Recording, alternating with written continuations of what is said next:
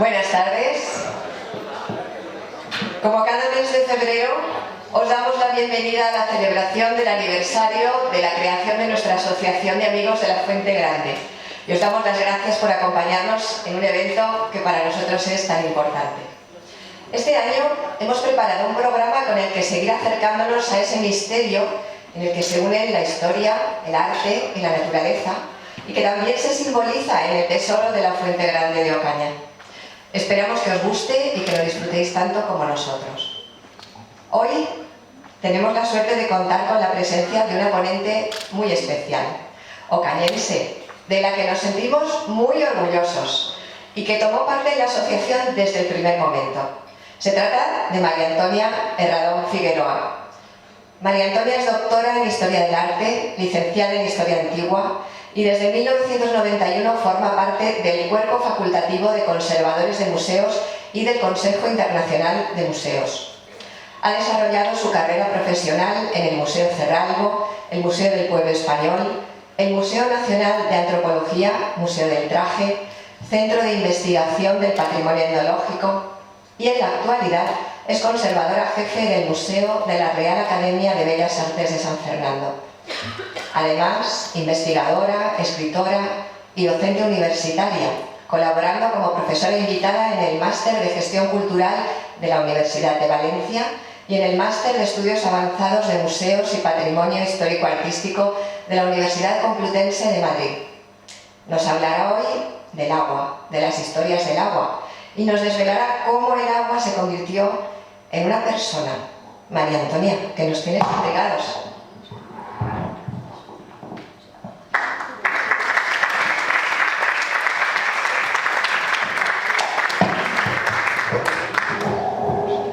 Muchas gracias, Elisa, por tu cariñosa presentación.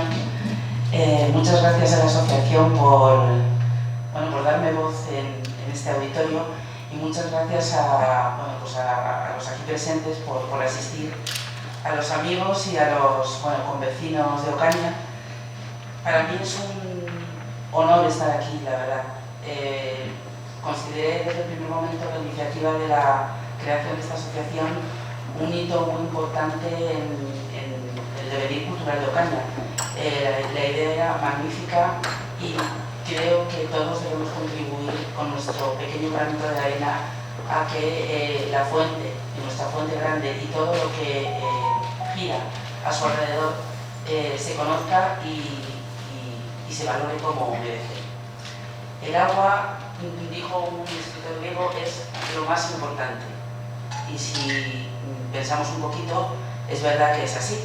El agua es lo más importante porque es el agua lo que nos da la vida, al margen de que somos un 80%, nuestro cuerpo es un 80% de agua. Sin agua no podríamos vivir. Por eso no es extraño que en torno al agua se giren infinidad de historias, infinidad de temas que sugieren muchos asuntos. Hay cuestiones simbólicas, hay cuestiones de representación, hay cuestiones, por supuesto, religiosas, alimentarias, cuestiones que de alguna u otra manera nos han pulido nuestra cultura. Yo, entre todas las historias del agua, cuando preparaba esta conferencia, decidí junto con Julia, tengo que decir que la responsabilidad final es mía, decidí tratar este tema de contar la historia de cuando el agua se convirtió en una persona. Todos hemos visto en infinidad de cuadros la representación del agua. El agua se ha representado de muchísimas maneras a lo largo de la historia del arte y he puesto uno de los ejemplos más espectaculares, a mi modo de ver, es esta representación del aguador de Sevilla de Velázquez, en la que casi te da ganas de beber, de coger el vaso y bebértelo inmediatamente. Esta es una representación hiperrealista, o sea, por eso nos da ganas de coger el vaso y de beberlo. Otros tipos de representaciones pueden ser simbólicas. Desde el punto de vista religioso, vemos aquí, por ejemplo, el Jardín de las Delicias del Bosco, en el que aparece el agua pero de una manera incluso tan profundamente simbólica que no se sabe muy bien qué representa. ¿Qué quería decirnos el pintor cuando puso ahí el agua en medio de esta muchedumbre de gente representando de alguna manera los pecados de la humanidad?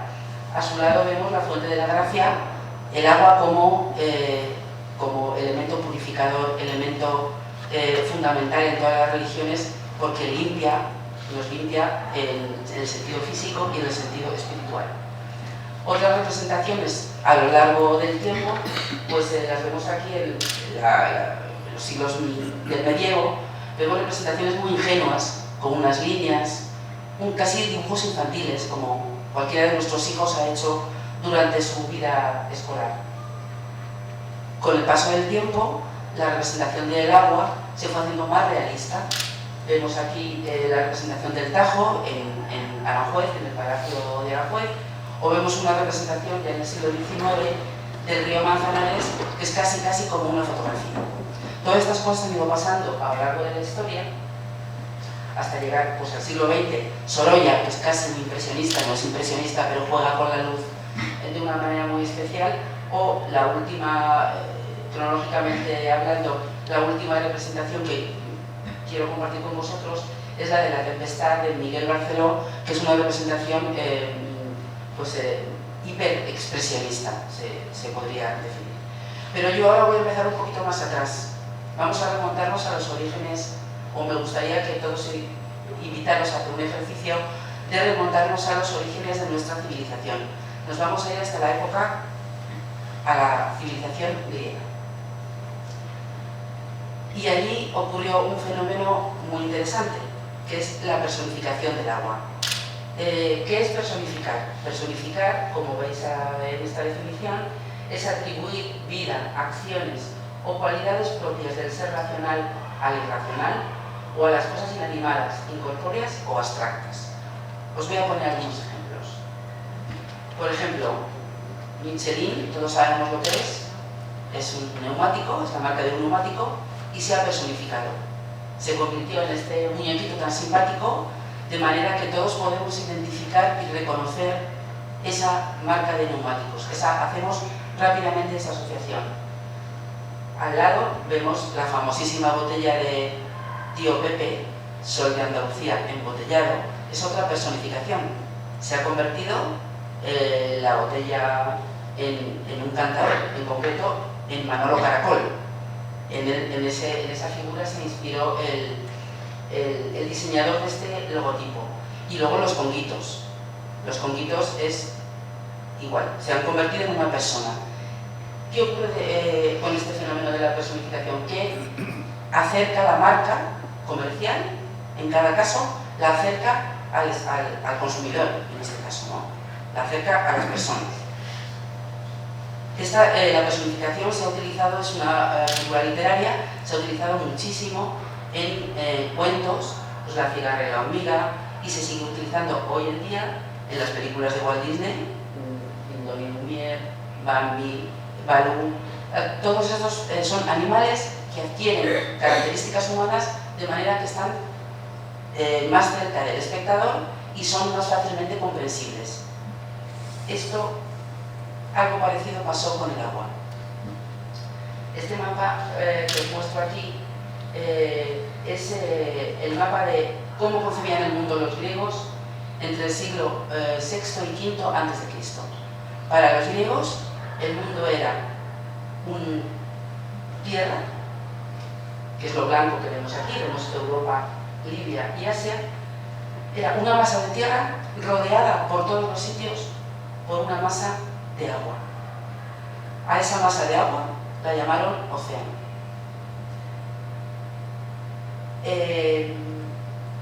Océano se convirtió como elemento fundamental de la vida, porque era el agua, se convirtió o formó parte no era un dios, no fue considerado un dios, fue considerado un titán. Los titanes y las titánides son anteriores a los dioses. Estamos acostumbrados a Zeus, Atenea, etc. Son los dioses. Antes hubo los titanes en los que hay que buscar, o los griegos buscaron la explicación del origen de todo el mundo. Pues uno de los titanes en los que se originó, gracias a los cuales se originó el mundo, fue Océano. Y entonces lo describieron. ¿Cómo se imaginaron los griegos a Océano? Se lo imaginaron con unas cualidades humanas. Entonces, esto fue el inicio del proceso de personificación y de representación, es decir, darle una cualidad humana, una figuración humana a un titán, que era algo que quedaba muy lejos de su vida cotidiana, de su entorno inmediato, y para acercarlo a ese entorno inmediato le dieron forma humana. A Océano, claro, le dieron forma humana, en el caso de los griegos, primero describiéndolo en toda la literatura griega. Los griegos eran muy poéticos, muy filosóficos, y se volcaron más en la literatura que en la representación física. Esto ya fue una cosa que perfeccionaron, digamos. Los romanos, que eran mucho más prácticos, y luego veremos por qué. ¿Cómo se imaginaron a Océano? Pues aquí vemos dos ejemplos del siglo III, y se lo imaginaron como un anciano de largas barbas que simulan o que quieren simular o quieren evocar las olas del mar. Se lo imaginaron con dos cuernos que son dos pinzas de cangrejo. Luego se lo imaginaron con unas antenas, le añadieron unas antenas que son pues, las antenas de los crustáceos. Y así se representaron de esta manera que es muy fácilmente reconocible. O sea, uno ve a Océano una vez y ya siempre va a saber que es la representación de este titán. Como he dicho, los griegos tienen pocas representaciones de este tipo, y por eso de ahí que yo todos los ejemplos que voy a poner, o casi todos los ejemplos que voy a poner en esta charla, van a ser romanos, por ese carácter práctico y de difusión de unas imágenes asociadas al poder y al poder de conquista y de expansión que tuvo el Imperio Romano.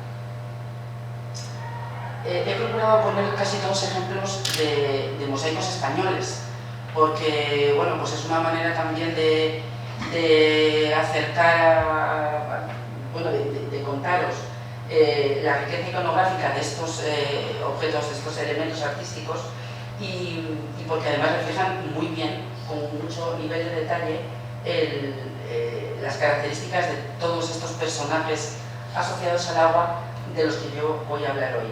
Pero también tengo que deciros que esto es común en todo el Mediterráneo, es decir, el mismo mosaico se encuentra en España y se encuentra en Turquía, se encuentra en el sur de Italia y en el norte de África. Es decir, es una característica de la cultura romana que uniformizó una serie de un lenguaje visual, y entre ellos el lenguaje visual asociado al agua.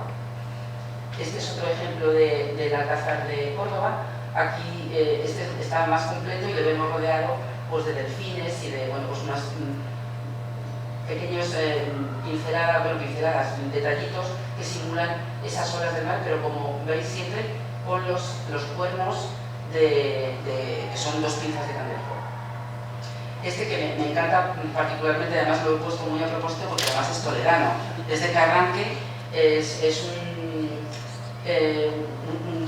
yacimiento arqueológico que si no conocéis recomiendo que vayáis a visitar un día, y es una representación magnífica por la abundancia de las barbas, pues que evoca muy bien en este caso, con mucho realismo, todas las olas del mar, y por la cantidad de antenas que tiene, como veis a ambos lados en la parte superior, además de las pinzas de cangrejo que vemos coronando su cabeza.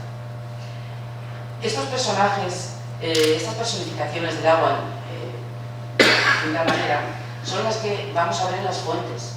Cuando viajamos y vemos fuentes desde Aranjuez, Madrid, Roma, París, en muchísimas ocasiones las fuentes están presididas o dedicadas incluso a este tipo de personajes mitológicos que han venido desde el mundo griego, primero en la literatura, luego en el mundo romano, ya de una manera física, visual, y han llegado hasta nuestros días prácticamente sin cambiar.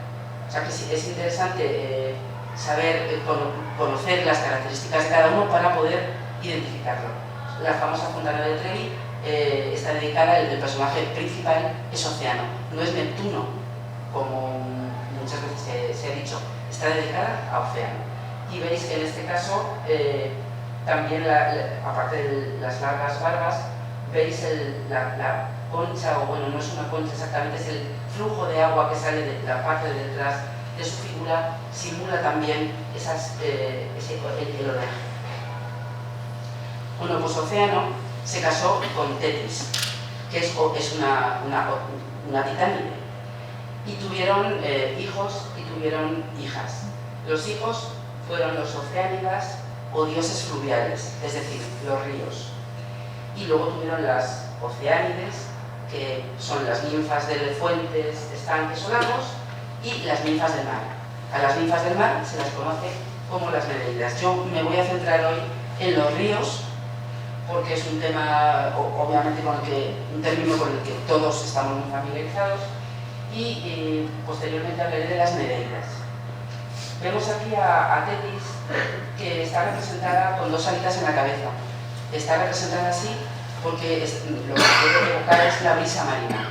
O sea, este lenguaje sutil hay que conocerlo, pero realmente era muy efectivo, muy gráfico, y era una manera de representar esos, pues el mar, lo insondable, lo peligroso, lo sutil como una brisa marina, lo bonito, todo eso encontraron especialmente los romanos una maravillosa manera de exponerlo y de representarlo.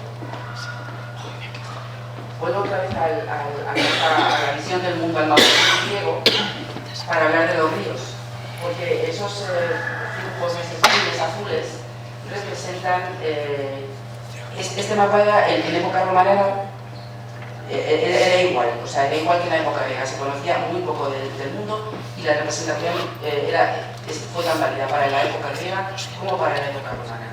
Aquí vemos representados los ríos más importantes para los romanos.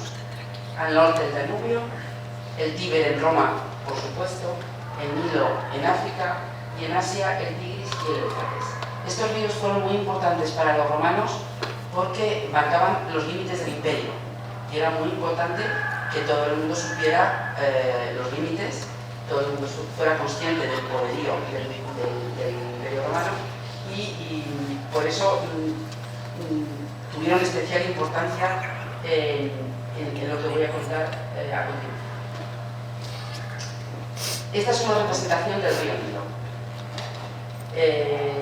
Un anciano, un hombre de mediana edad, bastante robusto, con largas y abundante melena, recostado, intentando evocar que los ríos siempre van echados, claro, van paralelos a la tierra. Vemos en la parte inferior todas las ondas del agua, y no sé si se aprecia bien unas pequeñas hierbas o floraciones, evocando la fertilidad del río. Este tipo, el hombre de mediana edad, robusto, recostado, barbado y con largos cabellos, va a ser la personificación del río por excelencia. Todos los ríos, desde ese momento hasta hoy en día, en la historia del arte, se han personificado de esta manera. ¿Cómo se diferencian unos ríos de otros? En este caso, el río Nilo, veis que está rodeado de muchísimos niños. Bueno, pues está rodeado de estos niños, porque estos niños, cada uno de ellos representa un codo. Un codo es la medida de una medida egipcia. Codos son 52 centímetros, y en función del número de codos que creciera cada año el Nilo, pues había más o menos fertilidad. Entonces, los 16 niños que están aquí representados indican el momento de máxima fertilidad de la crecida del Nilo. O sea, es un lenguaje, como veis, muy sutil, que había que conocerlo, pero en la antigüedad todo el mundo lo conocía. Lo interesante es ser conscientes de que en la antigüedad todo el mundo lo conocía. El padre Nilo, el río Nilo, aquí está acompañado también a su derecha de un cuerno, a la derecha de la imagen, está acompañado de un cuerno de la abundancia simbolizando la fertilidad de ese río, los frutos que el río extrae de la tierra, digamos. Este es un detalle en el que vemos también un cocodrilo. Y luego veremos que en cada caso de cada río se utilizan unos elementos propios del lugar en cuestión para poderlo identificar y singularizar. Como he dicho antes, esto se repitió durante ya toda la historia. Una vez que se establece el modelo, se establece la personificación del Nilo, esto se va repitiendo y repitiendo a lo largo de la historia en distintos soportes. Esto es una estampa. Aquí se ve mal, pero no hay otra imagen disponible mejor. Si vemos en la parte de arriba pone Nilus, el Nilo, y en la parte inferior pone Éufrates, es el río Éufrates al que me he referido antes, junto con el Tigris como límite oriental del Imperio Romano. Esta es la representación del río Tíber, la personificación del río Tíber. Como vemos, es muy parecida al Nilo. ¿Qué elemento hay aquí diferente? Pues si nos fijamos en la parte inferior está la loba amamantando a Rómulo y Remo, que fueron los fundadores de Roma. También otro elemento diferente en este caso es el remo, que tiene el dios Tíber, el río Tíber, en la mano, indicando que es un río navegable con muchísima facilidad. Y luego el cuerno de la abundancia, al que ya me he referido. El cuerno de la abundancia va a ser un elemento fundamental en todas las personificaciones de los ríos porque va asociado precisamente a la fertilidad de las tierras que dependen de que el río traiga suficiente agua, de que en el caso del Nilo crezca lo que debe de crecer en el momento oportuno, etc. Pero hay otro elemento que va a acompañar a todas las personificaciones de los ríos y es un cantarito, suele estar apoyado en un cantarito, un cántaro, del que sale agua. Se ve muy bien en estos mosaicos, en los dos creo que se ve bien, pero y en los anteriores es que no se ve porque está tapado, en este caso con el cuerno de la abundancia, pero aquí veis el flujo azul que sale en... no sé si se ve. Bueno, pues está apoyado en un cántaro y sale el flujo del agua. Esto siempre también es un elemento común y que permite fácilmente identificar pues esto es una personificación de un río. Claro, pero mosaicos, la gente no iba con el mosaico cargada, no todo el mundo tenía mosaicos en su casa, no todo el mundo tenía esculturas de este porte de 5 o 6 metros de largo de mármol en su casa. Entonces los romanos, ¿dónde colocaron o dónde imprimieron estas personificaciones de los ríos tan importantes? Porque marcaban los límites de ese imperio romano en plena expansión. Lo incluyeron, lo marcaron en las monedas. La moneda todo el mundo la tenía, todo el mundo la utilizaba y por eso es muy frecuente. Bueno, todos los emperadores emitieron monedas con personificaciones de los ríos. Era la manera de que le llegara la idea a todo el imperio. Aquí vemos unos denarios de plata de Trajano y vemos al Danubio. No se ve, ni se ve muy bien el agua, ni se ve muy bien otros detalles, pero sí se ve muy bien que es un hombre, una figura de un hombre fuerte, barbado, con abundantes cabellos y recostado. Esa imagen bastaba para reconocer, para que todo el mundo en el Imperio Romano reconociera que era la personificación, que era el río Danubio, que estaban hablando del río Danubio. Lo mismo pasa en este audio de Adriano, aquí es el Nilo, el que está representado, y lo que tiene, aparte del cantarito que se aprecia regular, porque estamos hablando de una moneda pequeñita, pues tiene un ibis, que es una de las aves características de la cultura egipcia, del entorno egipcio. Como he dicho antes, junto a la figura recostada, barbada, formilla y tal, se colocaban elementos que permitían su fácil identificación. En este caso, en esta estampa, pues colocaban directamente las pirámides y ya no había ningún error de que se trataba del río Nilo. En la parte inferior vemos una representación del río Ebro, por ejemplo. Aquí se ve muy bien el cántaro del que fluye el agua. Es un cántaro además muy grande, que eso también es muy significativo, porque dentro de que siempre era el cántaro del que sale agua, el cántaro puede ser más grande, más pequeño, puede salir más agua, menos agua, y eso ya le está diciendo las características, está indicando las características del río en cuestión. O sea que es un lenguaje, como digo, es económico, es muy sutil, y con 4 elementos enseguida te sitúan y te ponen te informan de lo que estás viendo. Y la gente que, como he dicho antes y he repetido ya en varias ocasiones, todo el mundo estaba acostumbrado a este lenguaje. Y, como reconocer hoy en día el símbolo de Twitter o el símbolo de Google. O sea, esto era un icono que todo el mundo reconocía. En este caso, vamos a ver, voy a hacer una pregunta. Aquí tenemos la Torre del Oro y la Giralda de Sevilla. Y vemos a un señor aquí, está más sentado que recostado, tiene un cántaro en la mano. ¿De qué estamos hablando? Del Guadalquivir. Un poquito escuchillizado lo pintaron, la verdad. Pero claro, no es el Nilo, ni es el Tíber. Bueno, pues lo pintaron, que bueno, esto lo pintó un sevillano, ¿no? Nunca entendí por qué lo pintó tan poquita cosa. Pero bueno, el caso es que, como vemos en 1770, se sigue utilizando la misma idea repetida para representar el río, personificar el río. Aquí vemos, he traído tres ejemplos de máscaras o de cabezas, llaman máscaras porque solamente la cabeza, del Tigris y del Nilo, que pertenecieron a distintos autores, a distintos artistas. La que vemos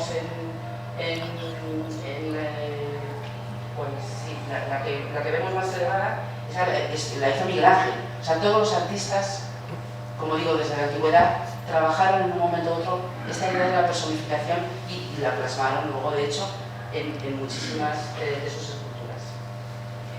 En España tenemos un ejemplo precioso que es el relieve de los ríos, y ahí tenemos el Guadiana y su afluente, que es el Albarreras. A mí me parece, claro, esto es un arte provincial, no es la representación del río Nilo, que es una escultura no solamente de gran formato, sino de gran calidad técnica. Esto es un relieve muy sencillo, muy humilde, pero que recoge la misma idea y lo recoge en un confín del imperio, como era Mérida entonces. Claro, en este caso hubiera sido muy difícil reconocer a estos ríos si el artista no hubiera tallado unas letras que nos dicen, vemos Ana, eso es Guadiana, y luego al otro lado vemos, bueno, yo lo leo por lo menos, Barragueras, que es el Albarreras, su afluente. Esto fue una pequeña relieve que un esclavo liberto dedicó a estos ríos. Y vemos los cantaritos, como ves, aquí son pequeñísimos, porque el Guadiana es lo que es, y ya el Albarreras, pues pobrecito. Pero lo que yo quiero traer aquí es la idea de que esta era una representación común, y en gran formato, en pequeño formato, en mayor calidad, en una moneda, en un mosaico, era siempre el mismo tema. Y claro, como ejemplo, el máximo esplendor de las personificaciones de los ríos lo encontramos en la fuente de los 4 ríos de Bernini en Roma. Están representados los 4 ríos porque entonces, en ese momento, en 1650, eran 4 las partes del mundo que se conocían. Entonces, vamos a ir ahora, voy a ir pasando para que veamos el río de la Plata, cómo está significado, pues con las moneditas estas sobre las que se apoya, y con este animalito que es el armadillo, que es un animal pues propio de América. El Ganges está representado con un señor que tiene el pelo un poco peinado, digamos, a modo de turbante. Está representado con un remo porque es un río navegable, y está representado con el dragón, con el que en aquellos momentos se asociaba a la cultura india. El Nilo, una vez más, le vemos ahí recostado y le vemos que tiene una palmera a su lado, propia de la zona. Vemos, no sé si se aprecia bien, vemos que tiene la cabeza tapada. ¿Y por qué la tiene tapada? Porque entonces, en el 650, no se conocía el origen de las fuentes del Nilo. No se había descubierto dónde nacía el Nilo todavía. Y asociado también a un león africano. Y luego, por último, el Danubio.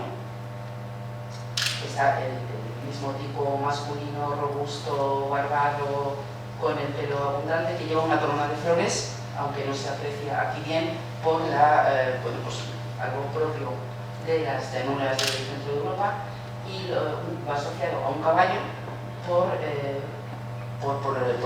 el hecho de las grandes manadas de caballos que había en ese momento en esas llanuras del Danubio.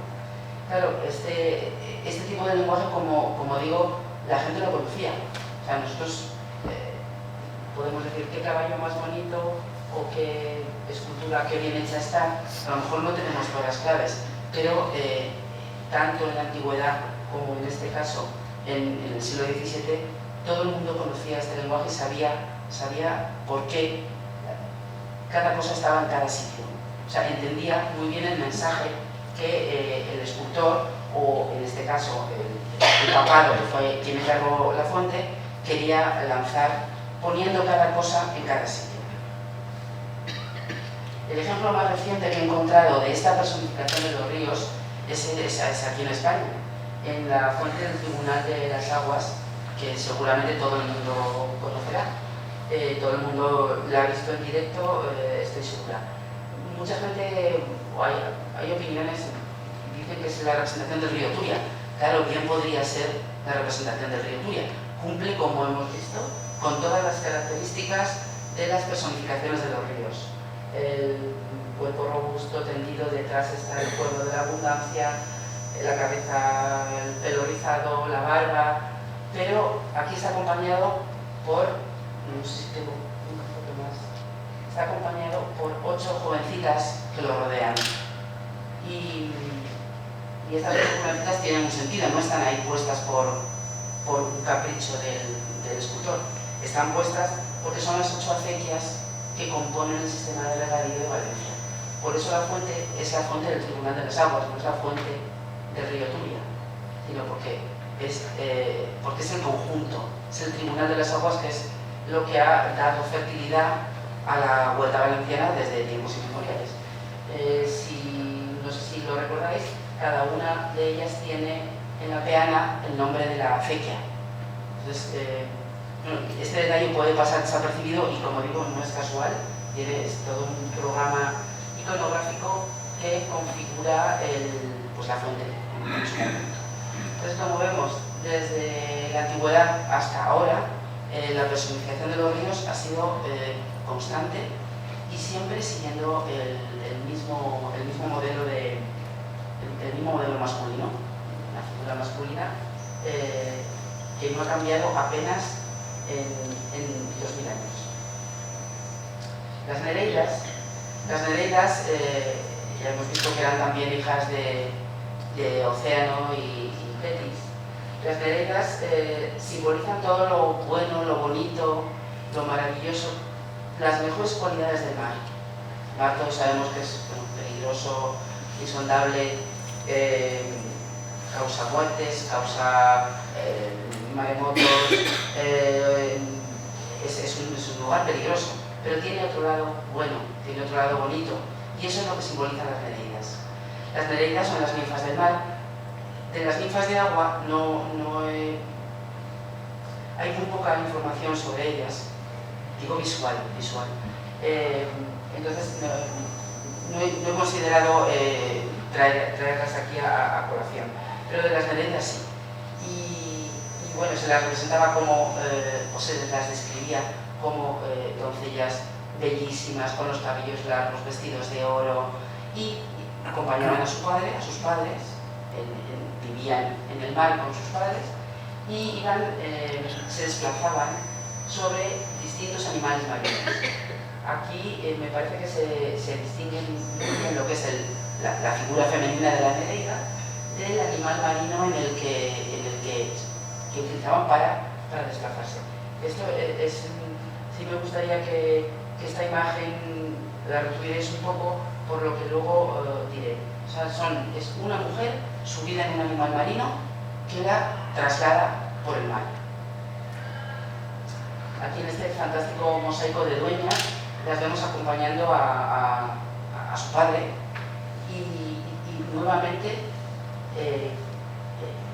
es un toro marino, un león marino, bueno, representado pues como un toro con la parte trasera en forma de pez, y el león lo mismo, con una cola de pez, con la representación propia del momento, pero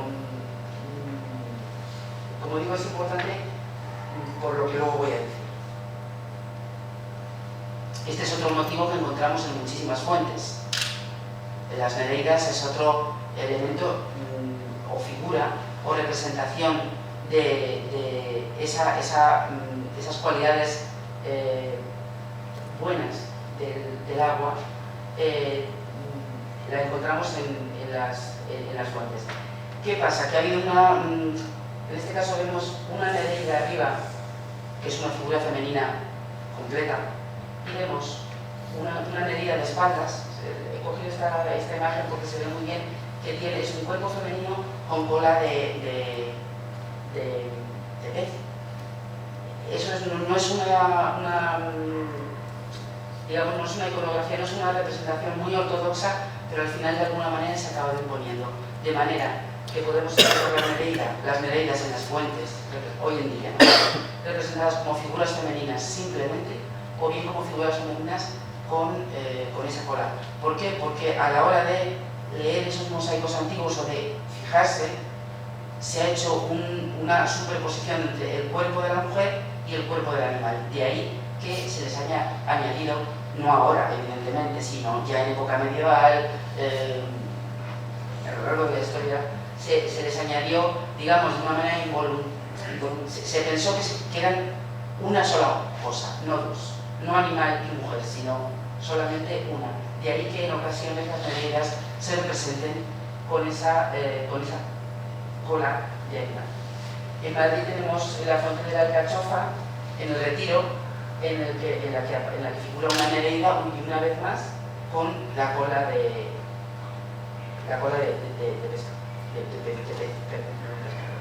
En este caso está acompañada de un tritón, luego hablaré de los tritones también.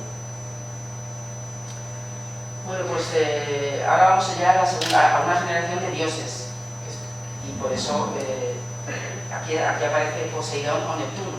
Poseidón en el mundo griego, Neptuno en el mundo romano. Él sí ya es un dios. Antes hemos hablado que eran titanes Océano y Tetis, pero ahora ya estamos en una generación más joven, y ya son de los titanes, digamos, nacen los dioses. Entonces ahora llegamos a Neptuno, que es el dios o la representación del mar que más comúnmente más conocida es ahora mismo, entre otras cosas, pues evidentemente por la corte de Neptuno de Madrid. Neptuno siempre se ha representado de la misma manera, y en este caso sí que encontré una representación de época griega arcaica, que es la pintura que vemos, que se ve muy bien sobre el perfil, y sobre todo el tridente que va a ser el elemento que caracterice a Poseidón y que le hace inconfundible. Por eso en la Fontana de Trevi, cuando la gente habla de Poseidón, pues no puede ser Poseidón porque no tiene el tridente. O sea, aquí siempre Neptuno va a ir con el tridente. Neptuno es el dios del mar. Océano representaba ese océano del mapamundi que hemos visto, esa masa de agua que rodeaba la Tierra. Sin embargo, Neptuno ya es propiamente el dios del mar. El dios del mar que con el tridente provoca oleaje, provoca tormentas o apacigua las aguas. Él se centra, o sea, es el dios específicamente del mar. Bueno, pues está casada con, unos dicen que era su hermana, unos dicen que era su hija. En esto de los dioses es muy complicado llegar a una conclusión clara. Está casado, o sea, Neptuno se casó con Anfíritre y que la vemos aquí, los vemos representados a los dos cabalgando o viajando, moviéndose por el mar en un carro tirado por, no son 4 caballos, son 4 hipocambos que veremos más adelante. Bueno, esta es la representación más conocida de Neptuno, en España igualmente. Pero como vemos en el ejemplo del mosaico que he puesto al lado, en realidad pues, en el siglo XVIII no se ha inventado nada nuevo. Seguimos copiando esos modelos que vienen de la antigüedad, especialmente del mundo romano. Vemos aquí se ve en la imagen de Neptuno, se ven muy bien los hipocampos, que son unos caballos con cola de lágrimas. Bueno, pues de Neptuno y Anfíritre nacen los tritones. Los tritones son los que anuncian todas las alteraciones que puede sufrir el mar, pues tormentas o sí, básicamente las tormentas y los oleajes grandes. Entonces los tritones son esos seres que anuncian todo lo que va a alterar, digamos, la fisonomía del mar y lo que puede ser peligroso, aunque también por otro lado pueden anunciar cosas buenas. O sea, en esto de la mitología hay siempre dos caras, pero bueno, nos quedamos mejor con la idea de que anuncian algo peligroso que puede ocurrir en el mar. Los tritones tienen cuerpo humano y tienen una vez más una cola de pez para desplazarse. He puesto aquí como ejemplo la fuente de los tritones, que ahora está en el Campo del Moro, pero que estuvo muchísimo tiempo en el Palacio de Aranjuez. Los tritones también son unas personificaciones que son muy presentes en todas las fuentes. En este caso, la fuente del tritón de Berlín en Roma, en la que el tritón sostiene una caracola, porque ¿cómo anuncian estas alteraciones del mar? Con el sonido de una caracola. Soplan por la caracola y la caracola, digamos, anuncia eso, lo que va a ocurrir en el mar. Este es otro ejemplo de tritón, que aquí se aprecia muy bien cómo toca, cómo sopla por la caracola.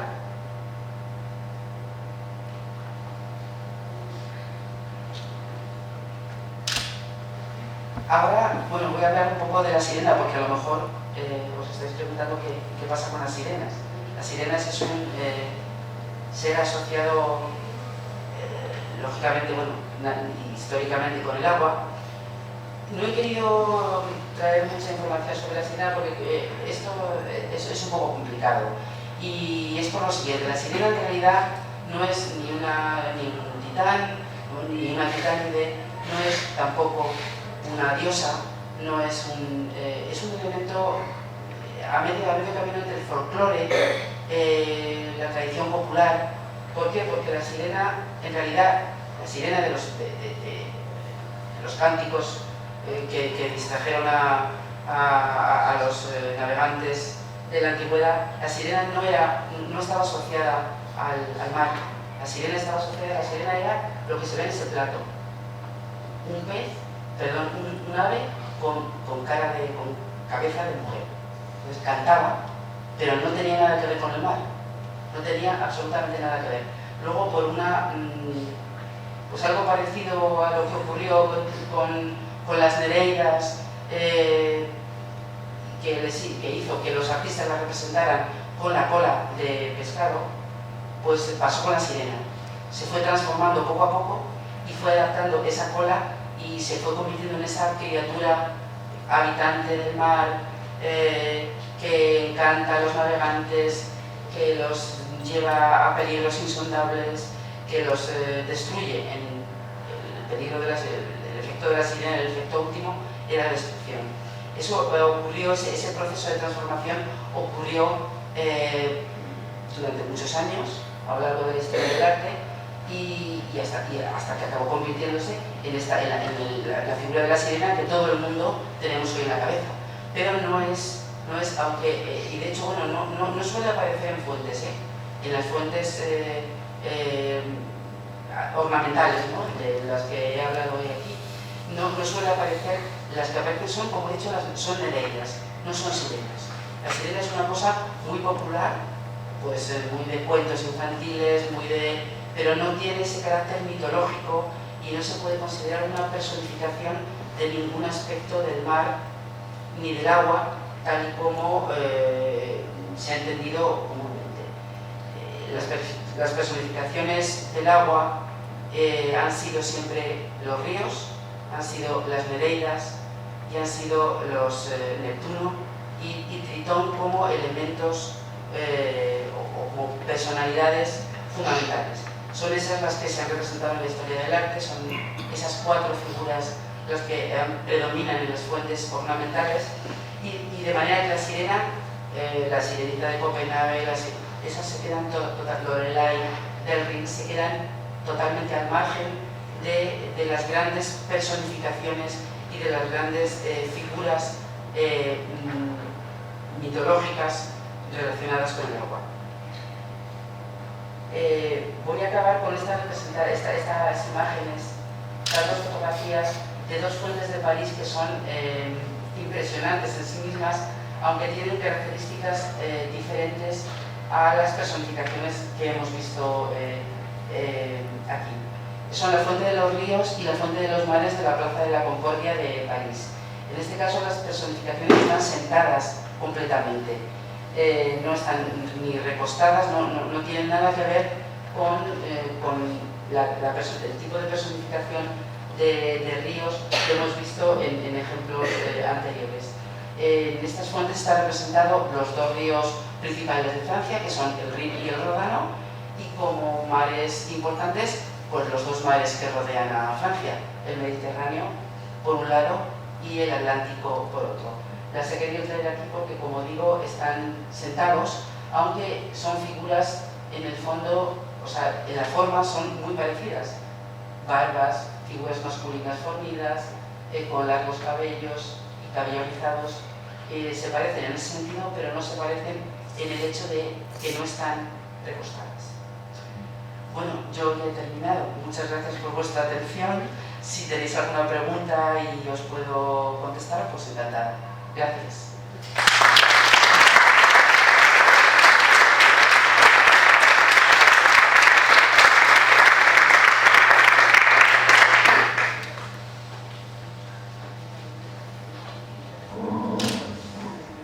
¿Queréis preguntar alguna cosa?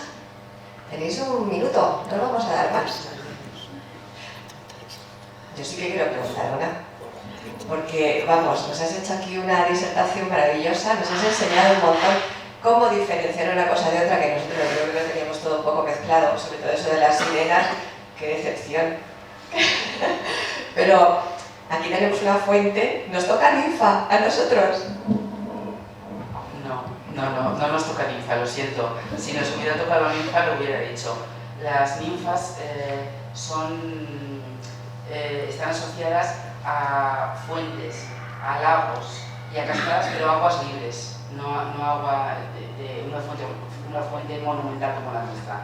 Tendremos otras cosas seguramente por ahí dentro, pero no tenemos ninfa, lo siento. Seguimos con el fantasma entonces. Seguimos.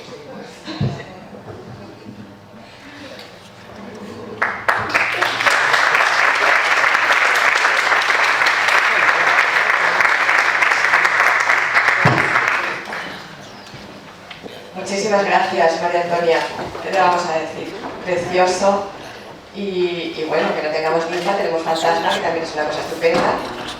Y bueno, pues ahora vamos a la segunda parte. Habéis visto que ha subido Julia de Ramírez, nuestra presidenta de la asociación, porque como cada año, pues ahora vamos a entregar los premios Fuente Grande a aquellas personas, instituciones que se han destacado, en nuestro juicio, por su defensa en los valores que promueve nuestra asociación, la protección del patrimonio cultural y natural de nuestro entorno y en especial de nuestra Fuente Grande y de lo que la rodea. En esta ocasión son 3 los galardonados con el nombramiento de socios de honor, a los que haremos entrega de los leones, que son símbolo y guardianes de nuestro monumento. En primer lugar, a nuestra ponente de hoy, María Antonia Herradón Figueroa, por una vida dedicada a conocer y cuidar del arte, la historia y la cultura con mayúsculas, desde aquí, desde sus raíces, en la villa de Ocaña.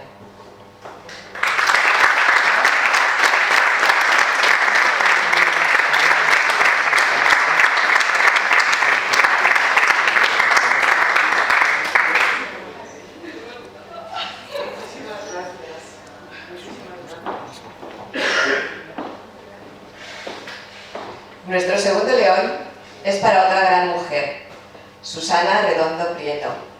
Susana es probablemente la persona que mejor conoce los secretos de nuestra Fuente Grande, entregada desde hace muchos años a cuidar de ella, a luchar por su mantenimiento y porque se la valore y se la conozca en toda su importancia. Susana no puede estar hoy con nosotros porque tenía otro evento y no ha podido acudir, pero se lo vamos a guardar aquí con nosotros, a no ser que alguien esté encargado de recogerlo, que me parece que no nos ha dicho nada, ¿verdad? Se lo recogemos desde la asociación.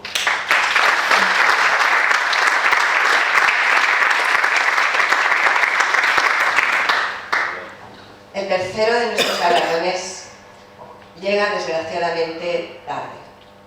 Hay personas que dejan tras de sí una huella en la que confluyen valores, cordialidad, entusiasmo y esfuerzo. Pero aunque ya no estén, perdura su obra. En este caso, la de un hombre enamorado de su pueblo, al que se le iluminaba la mirada al hablar de su historia y que no escatimaba esfuerzos a la hora de trabajar por su patrimonio. Os lo va a presentar la propia Fuente Grande. ¿Quién mejor? Con todo nuestro agradecimiento.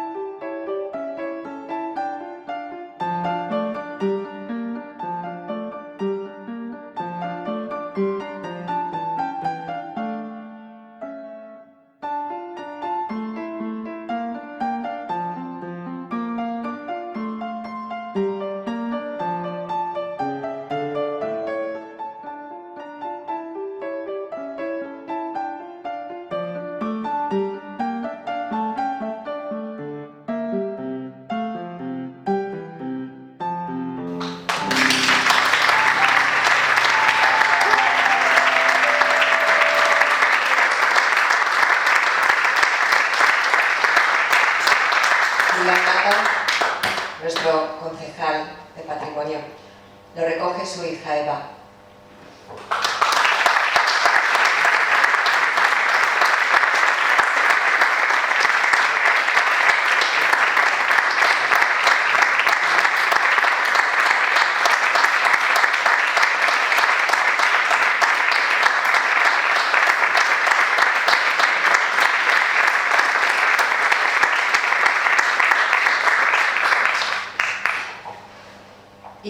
dejo ahora con nuestra presidenta, con Julia Ramírez, que va a cerrar el acto y os va a invitar pues a la parte final de este día, que yo creo que os va a gustar mucho también.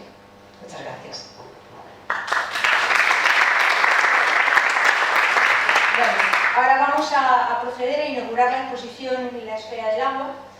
Esta exposición forma parte del proyecto de divulgación de Ciudad-Ciencia, puesto en marcha por el CSIC, Centro Superior de Investigaciones Científicas, en colaboración con 59 ayuntamientos de toda España. Su contenido nos introducirá en el mundo del agua, desde sus propiedades químicas y físicas hasta su papel en la historia y la civilización humana. Está dividida en dos bloques: agua y naturaleza, siguiendo el curso del ciclo hidrológico, su relación con el clima y los ecosistemas; agua y sociedad. La exposición se adentra en la influencia del ser humano en el ciclo natural del agua, su contaminación y las soluciones para el acceso al agua potable, sin olvidar la relación del agua con la historia, la salud y la tecnología.